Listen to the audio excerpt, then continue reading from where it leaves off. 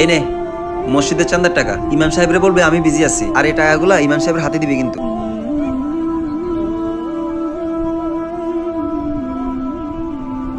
আমার ভাই এতগুলো টাকা দিল, ইমাম সাহেব কেমনে বুঝবো? এই টাকাগুলো আমার কাছে রাইখা দিই। জীবন, তুই এখনো টাকা দিস না ইমাম সাহেবরে? হ্যাঁ, আমি তো ইমাম সাহেবের কাছে যাইতেছিলাম টাকাটি দেওয়ার লেগা। যা যা তাড়াতাড়ি যা।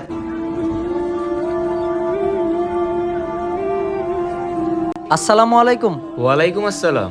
আমার বড় ভাই এই টাকাগুলো পাঠাইছি। জাজাকাল্লাহ। হ্যালো, হ্যাঁ জীবন, হুজুরের টাকা দিছস?